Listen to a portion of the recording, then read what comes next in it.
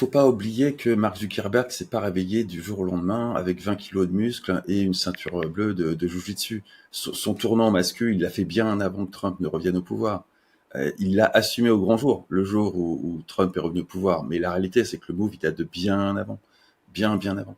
Et que tout ça s'est libéré avec Trump, mais existait préalablement.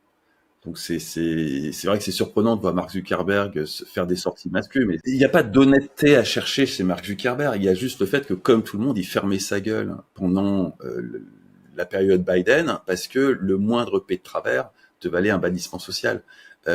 Trump débarque et tout d'un coup, tu peux dire des trucs sans te retrouver mis au banc de la société. Donc c'est sûr que il a assumé le fait que oui, il faisait de la muscu et des sports de combat depuis belle lurette. Hein. C'est toutes les personnes qui suivaient un peu son compte Instagram n'ont pas été surpris.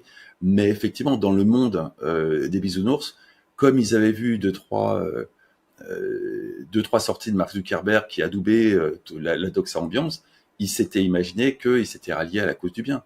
Donc ils étaient très surpris au lendemain de l'élection de Trump. Et encore une fois, on prend pas 20 kilos de muscle du jour au lendemain pour s'improviser mascu. C'était fait depuis belle lurette et c'était fait chez un paquet de gens depuis belle lurette. Trump n'a fait que libérer du jour au lendemain une forme de censure sociale, de pression sociale qui a littéralement disparu aux États-Unis.